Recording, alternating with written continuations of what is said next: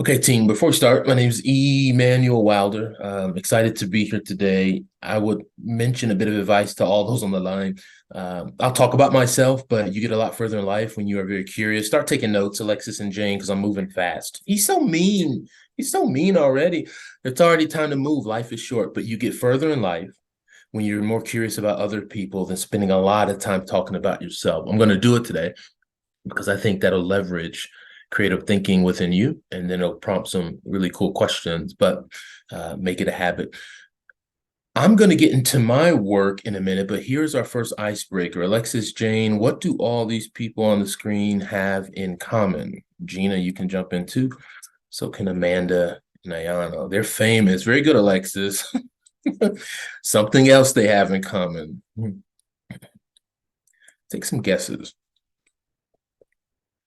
And don't start Googling this stuff because that's cheating. ChatGPT, what is he talking about? They have arms.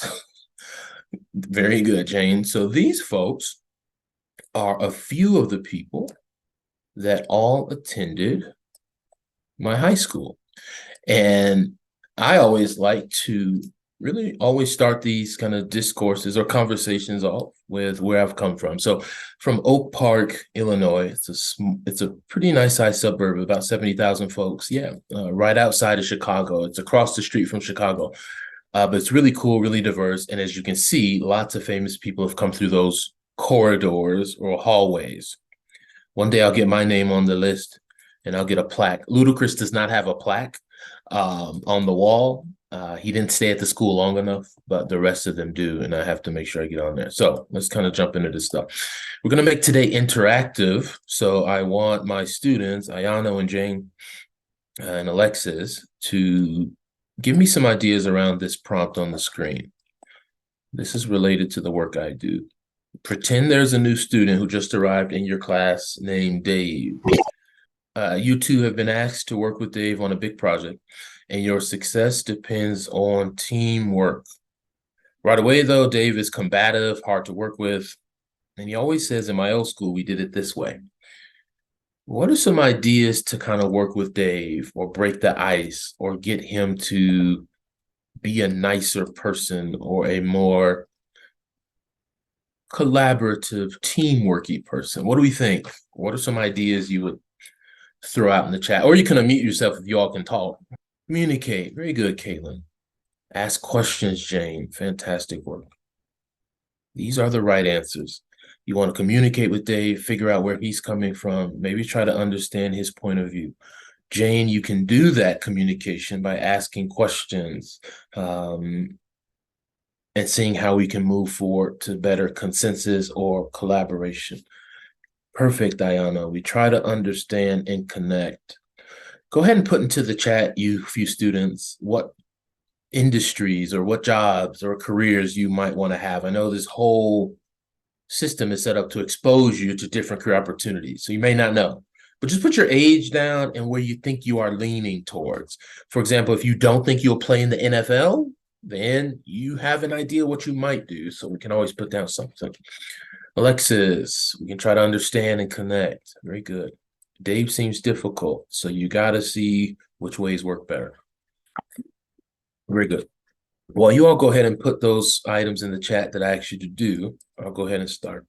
My role is a learning and design specialist at Denver Health. And I'm going to spend a little bit of time today talking through what that role is, what the requirements are. I'll talk about my journey to get there.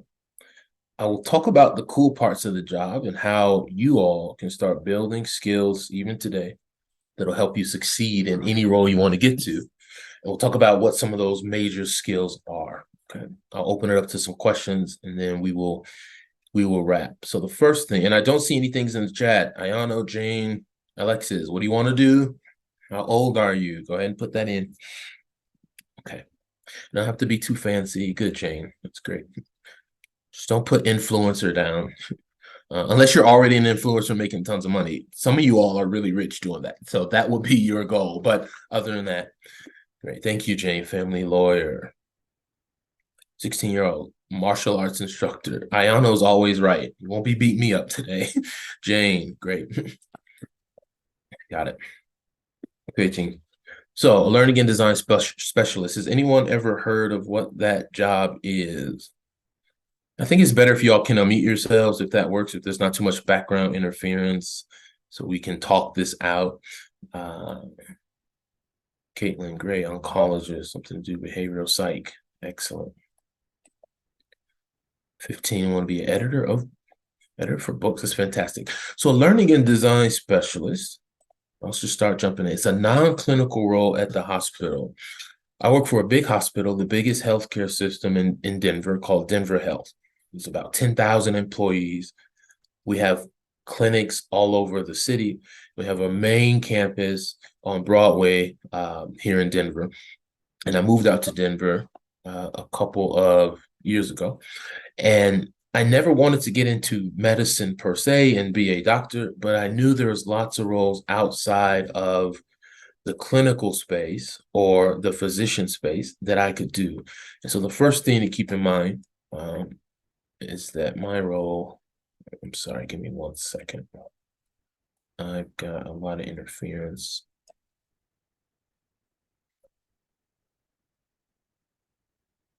All right, am I still sharing with you all? We good? Yes, okay, good. I can't hear and I couldn't see all the head nods. So,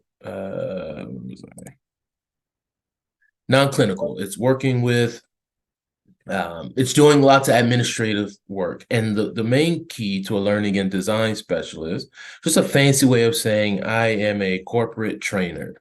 I help doctors, I help nurses, I help administrators, I help child doctors, I help our ambulatory care, and I help paramedics all learn how to make their teams function a little better. I teach them lots of things. I don't teach them healthcare medicine and all that fancy doctor stuff. They learn that in med school. But I teach them soft skills. If you're taking notes, write that down. Soft skills. These are skills that help us really amplify how we work with other people efficiently. The example I gave you a few minutes ago around Dave and how you all gave good advice to work with Dave, that's a challenging situation. Dave is a tough little cookie. So instead of Ayano using martial arts to beat him up, we will talk to Dave through soft skills and approaches. How do we listen? How do we think?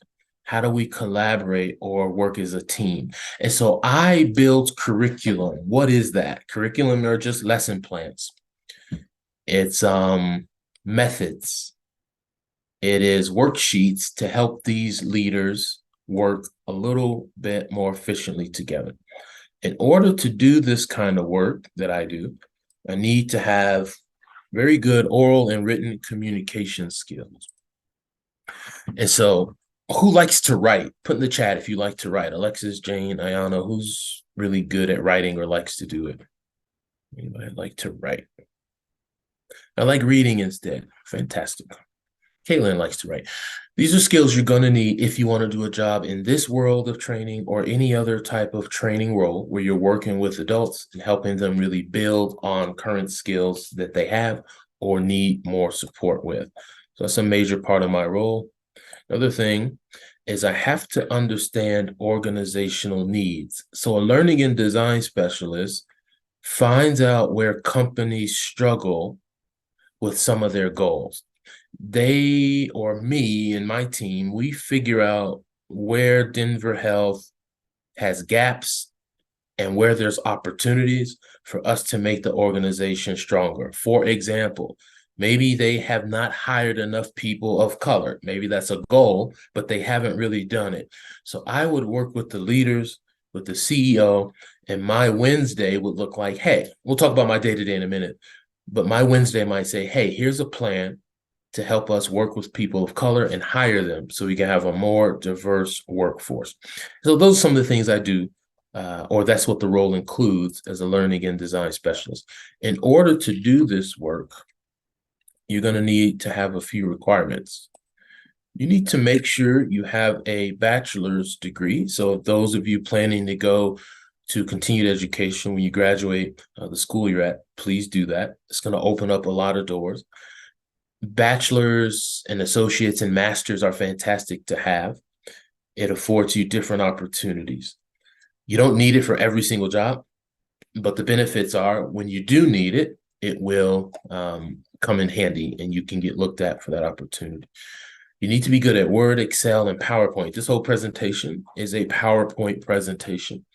Some of you use PowerPoint. Some of your teachers use PowerPoints to kind of show through different concepts and to make sure stuff connects. This is also a PowerPoint. It's a little fancier than what you may have seen, but it's still just basic PowerPoint. And it's a really great skill to use because I use platforms like this when I'm teaching at the hospital. You want to use Word. I think all of you are using that. How do we type a draft? How do we save it? Things like that, real basic stuff. Some of you use Google Sheets and all that. Okay.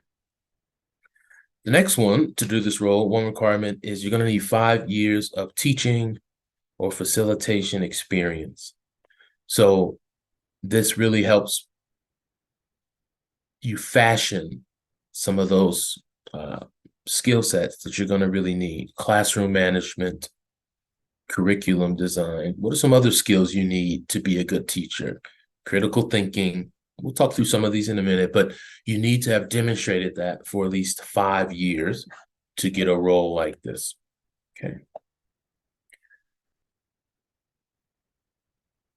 Any questions so far on what a learning and design specialist does? We're going to talk more, but before I get into my journey, I want to make sure folks are set and have a good understanding of what it is that I do and support with.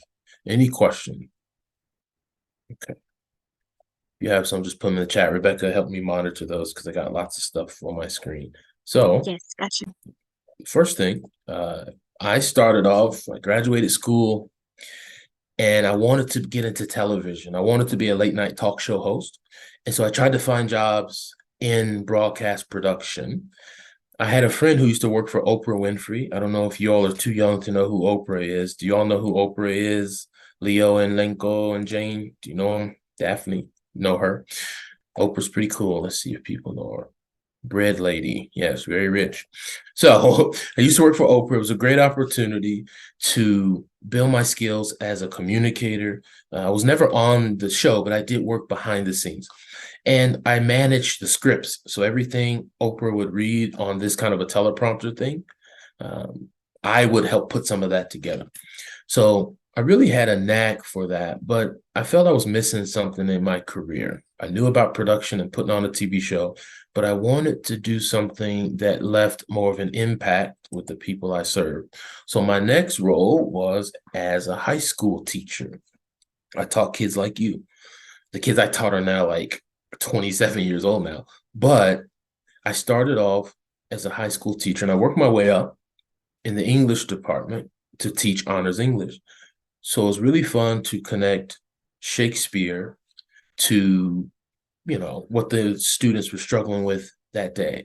And I found a real gift at just making connections between the story and people's lives.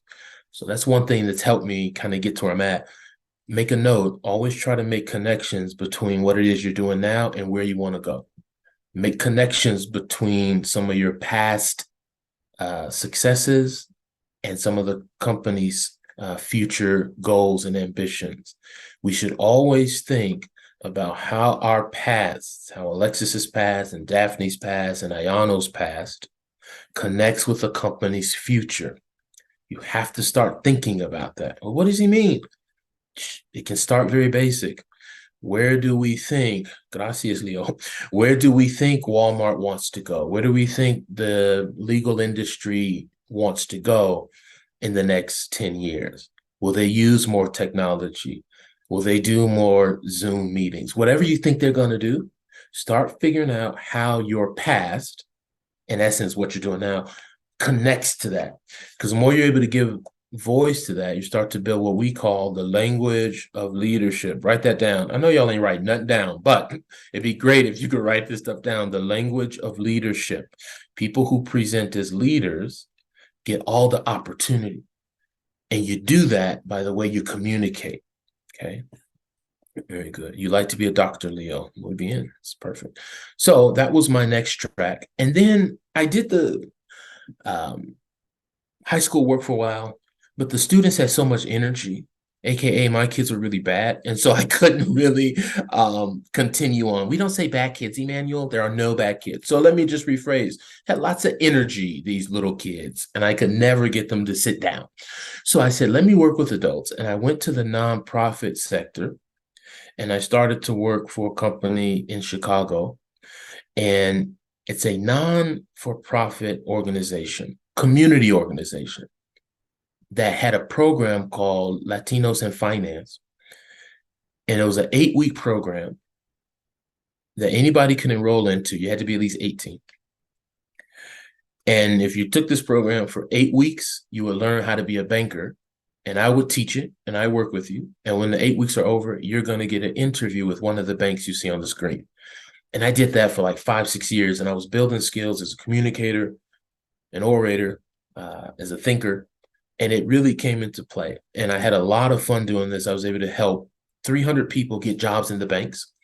And they are now moved up. Some of them are branch managers. And they started off, some of them in homelessness. And now they've really made something of themselves. So I really liked helping people out in that way. Okay. Any questions about my job so far or what I've done?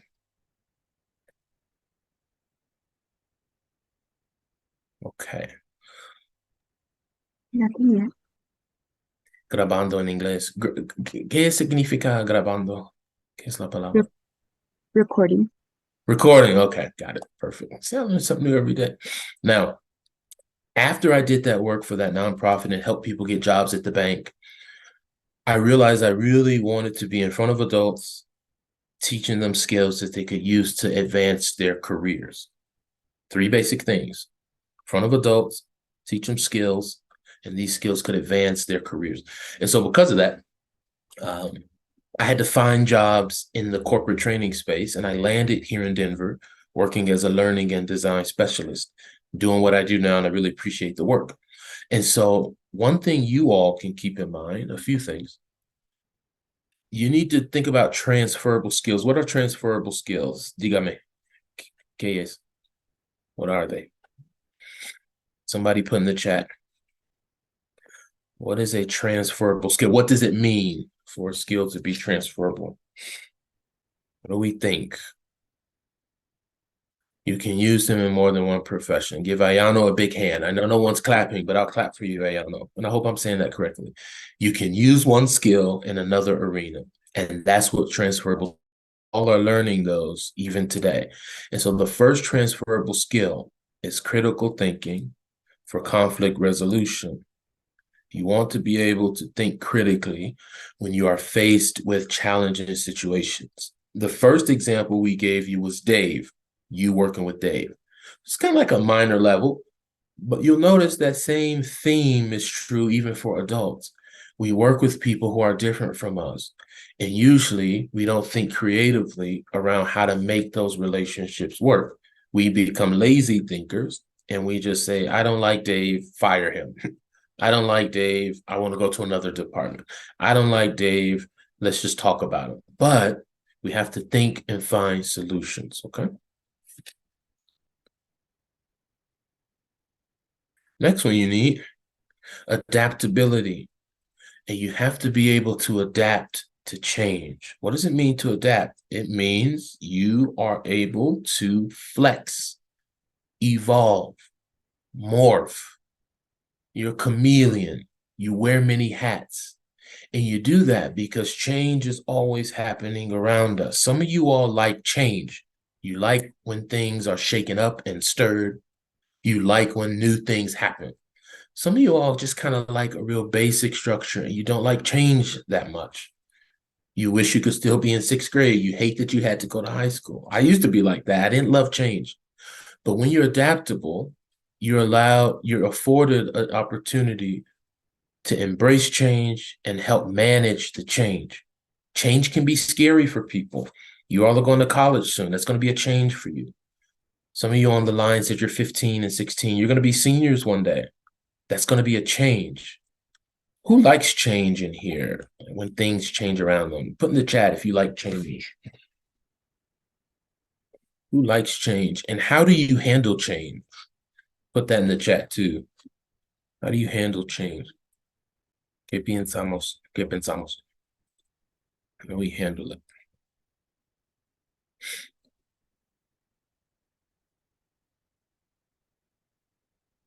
How are you currently handling change? What do you think, Lenko? What we got? I don't like change, but I adapt to the situation, trying to break it down and see it for what it is and what it means. So what you have just spoken of, Caitlin, is a skill you're already exhibiting in high school that I use on the job, okay? Thank you, Rebecca. Gracias por escribiendo en español. Now, writing skills. You have to have good writing skills to do a job like this because it helps you sort of manage corporate communications. Writing is going to be really important for whatever job you all want to get. Even if it's a trade, writing still will help. It'll help you stand apart. So if you want to just do warehouse or want to work in a factory, I shouldn't say just do, you still need to know how to write. We'll talk about the importance of communication skills in a minute, but writing is really important. And I have to learn, or I have to use the skill of writing so I can write messages that go out to thousands of people every day. Some of you, have to write a paper that one teacher reads. Imagine writing a paper that 10,000 people read. What does that mean? It means the grammar has to be correct. The message has to be clear. Has to mean that it is written for the right audience. That's called your discourse community. Write that down. It's real fancy stuff. You all seem really smart. You probably know what it is. Discourse community. That means it is the target audience that you are drafting your communication for. Okay. So I have to do that. You all can do that now. That's a transferable skill. And then leadership, integrity, and communication. Some of you are young leaders right now. I think all of us are, but some of you have identified your leadership scope. That's really important. I work 90% of my job, I work with leaders. I work with people who manage hundreds of people and they need help. Hey, Wilder, these people don't like me. Hey, Wilder, my team is acting lazy. Hey, Wilder, my team did not like the change that came through. Can you help me manage them and coach them better? So I do that. And you all, if you're doing it today, are using a transferable skill that will serve you well in this career. Finally, math skills are important. You don't necessarily, for my role, need to know calculus and trigonometry, but you do want to know how to understand reports, how to read charts, how to analyze data. And that's something that math will really come in handy with. Any questions around the skills on this screen that you would need for a role in healthcare? That is a non-clinical role like I do. You don't help patients get better. You work behind the scenes. You're more administrative. Any questions around these?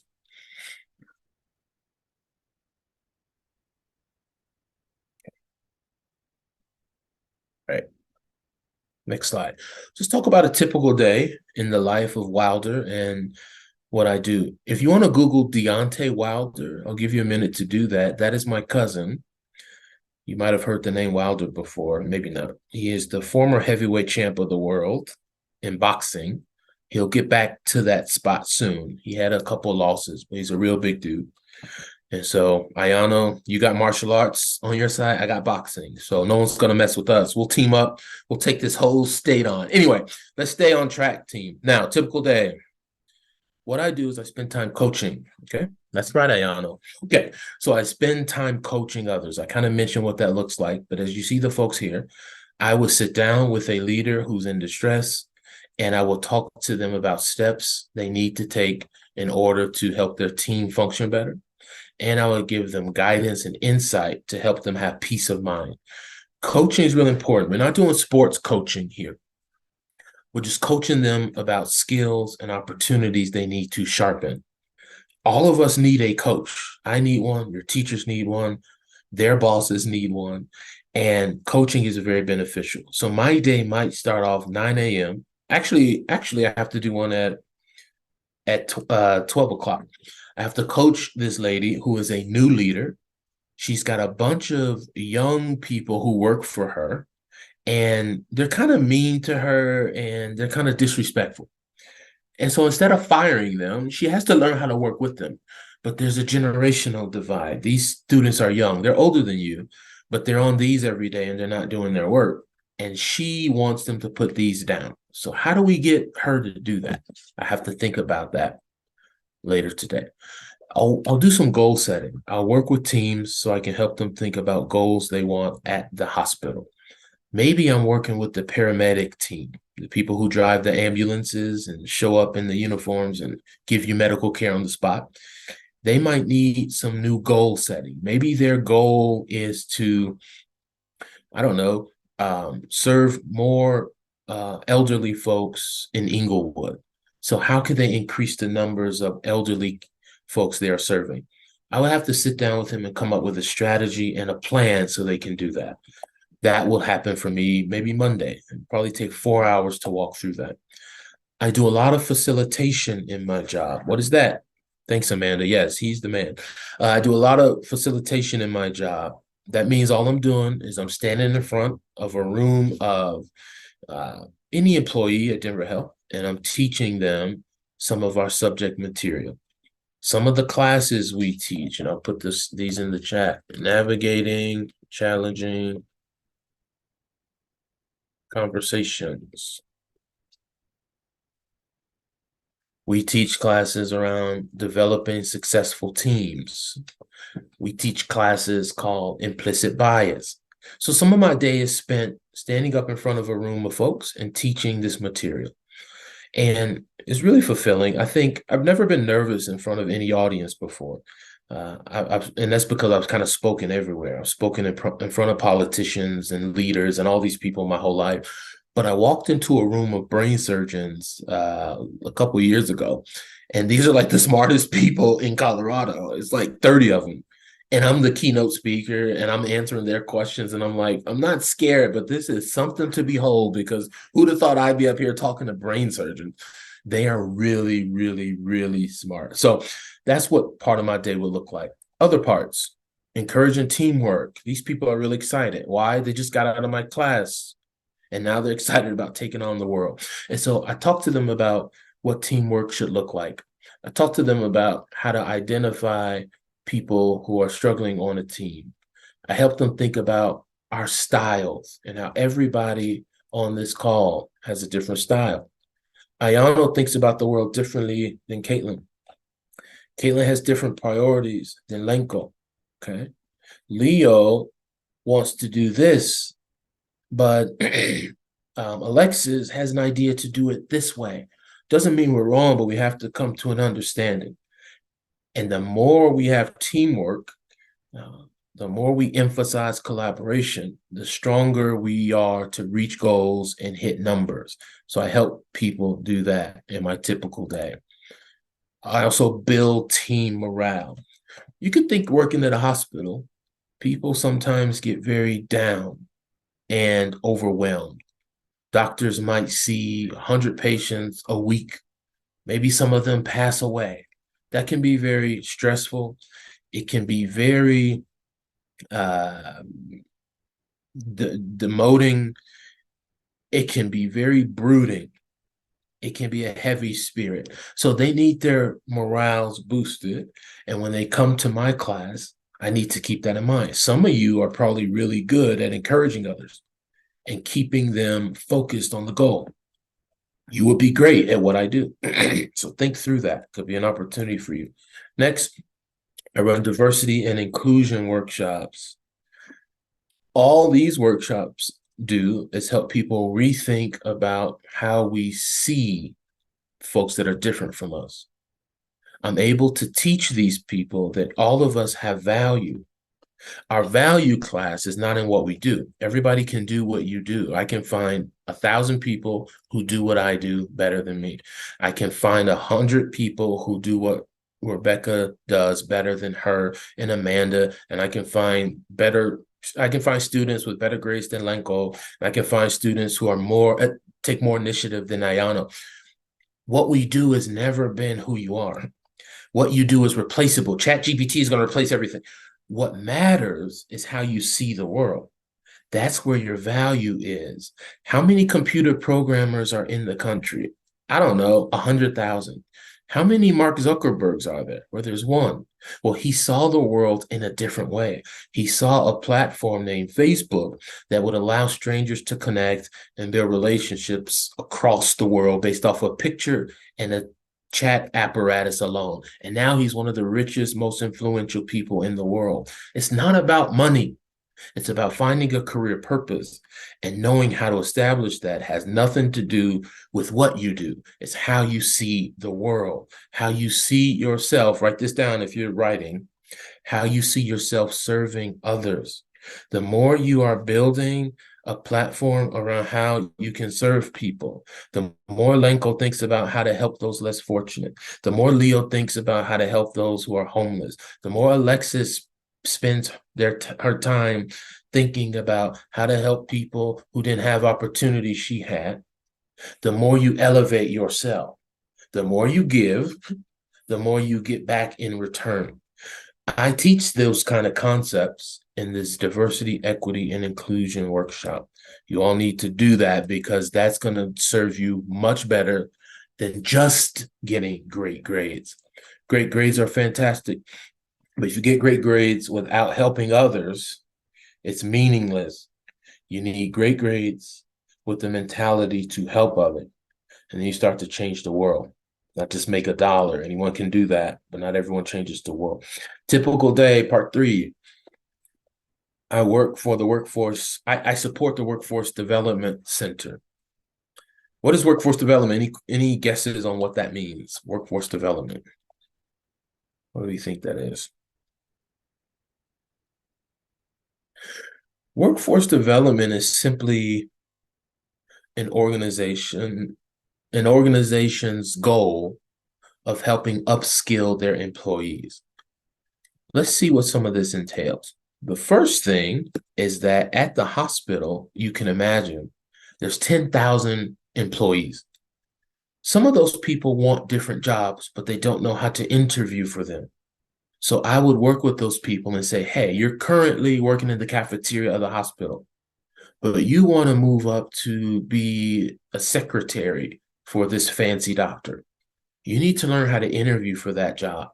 The interview's in 2 weeks. I'm going to help you prepare. Your resume is not really good, Sitlali. I know you want this job, but it's not that good. So I'm going to help Sitlali prepare her resume so she can interview for that job. That's what workforce development is. And that's the role I play in supporting people. Okay. Career pathways is really important. It's a real component of workforce development. What's the next step for this new nurse after they've been there for a while? Do they get promoted? Do they take on a new opportunity? What do the steps look like? Organizations need these pathways fleshed out. All of you are on a pathway right now. It's called freshman, sophomore, junior, senior. That's your pathway. When you become an adult, though, you get one job. And if you're not taking enough initiative to go to the next job, then you stay at the same job the rest of your life. So I want to help people at the hospital think about their futures. What's the next step after the job you already have? Okay. That's part of workforce development. And then I'll leave you with some advice. We'll do some Q&A because we got a few minutes. Real advice, communicators transform the world. If you take nothing else away, the power of communication is paramount, utmost important. Doctors are fantastic, and engineers have helped build great structures in our world. And inventors have made things like the phone and the railroad, and they've discovered electricity. All that's fantastic. But the communicators, the people that have learned how to master talking and writing, those are the people who really make the biggest impact. If you want to do one of those jobs I mentioned earlier, do it. Just be a great communicator as well. We can do both, okay? And I want to leave you with that. When you think about Dr. King, he didn't really build anything with his hands. He didn't make stuff with his hands. He wasn't a doctor or a lawyer. brilliant, but he was a communicator. And all he did was sat in front of people, stood in front of folks, he spoke, and then the world changed. Okay. That's what we want you all to think through and how to use that power for good. You have a few other characters in history, like Adolf Hitler, who you all have heard of. Adolf Hitler would stand in front of people on a podium and just speak, and then the world would change very negatively. But he also changed it. There's power in speaking. You can get any job you want. You want to be president, you have to stand up and speak. And people will vote you based on how your message resonates with them. And so I don't want to just blabber too much. I want to pause and stop and open for questions. Rebecca? I'll say this in Spanish too, just in case. Si tienen preguntas, si tenemos que hablar en español, sí podemos hacer eso también, pero Emanuel puede entender en español si tienes preguntas también. If you guys have questions, you're welcome to say them out loud, or you can put them in the chat. We'll read them and we'll discuss them as well. Good. James, question. What is your plan from now? Great question. So my goal is just beginning. I work at the hospital in the mornings, and then in the evenings, I have my own company called the Interview Institute. And that company prepares university students, high school students, program managers at nonprofits, how to really increase their framework. Let me say it a little, it helps them interview better. And so I'm helping people do that. I am trying to get contracts with different companies around the country. And my goal, Jane, is to have about 1 to 10,000 contracts where I'm able to make hundreds of millions of dollars, Jane, to help other people who don't have opportunity. It's not enough for me to just make tons of money. I will. That doesn't mean anything. What happens at the end of this is how many people did you help, Jane? And if you didn't help anybody, your dollars don't count. You can't just help your mom and your sister with that kind of money. You got to help a lot more people. So my goal is to use those hundreds of millions to really transform millions of lives. I think I'll do it, but I have to keep pushing. So appreciate the question. Other questions? Emanuel, we work off of what we call North Star skills. So it's leadership, integrity, and communication. And you did go over the communication. So that's amazing. What else can you utilize in regards to your field for the leadership and integrity? Yeah, we spoke a little bit about leadership. Let me do integrity now, and I can look back to leadership to do that more justice. So integrity team is really, if you're taking notes, integrity is your fiber. Some people say it's what you do when no one's looking. Sure. But even more, the reason you're doing what you're doing because no one's looking is because it's who you are. It's your fiber, it's your identity. And so what we want to understand around integrity is that it should never change, and we should try to build good habits. Integrity is always about creating good habits so that you can continue to display the kind of positive citizenship you want to be seen by folks in the world. And so integrity is the main foundation of your whole identity. It's the essence of who you are. It's how you show up to work. It's how you show up with friends. It's how you break up with boyfriends. It's how you break up with girlfriends. It's how you do a thing. Not so much what you do. So integrity is showing us how to go about your work in a very mature, thoughtful way, how to engage with others in a mature way. Integrity should always mature, but there's only one type of integrity we want. We want good integrity, a good fiber. All of us have potential to do this, and we're all human, so we'll make mistakes. But the most important thing is to know our center, our true north, is what our character looks like. Character is really important. I think leadership, as I mentioned a little earlier, you have to have a voice. All of us are leaders. Some of you have little siblings that are 5 and 6 and 7. That means you're la jefa, el jefe. You're the boss. You're a leader.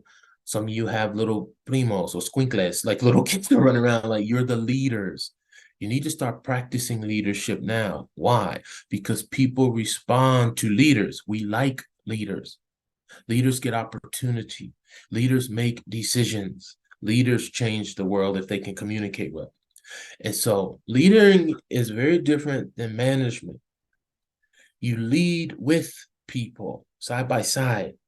You work with them, listen to their concerns, esteem, or another word, place them higher than yourself. That's what leadership is. Are you ready to serve? Management is trying to find a way to get others to serve a goal. Not so much serve you, but serve a goal. Leadership is working with people so they can learn how to serve themselves in a better way. Okay. Hopefully that helps. Any other questions? Rebecca, did that kind of cover something? Yes, it's Okay. perfect. Great. Anyone Okay. else? I know our time is coming.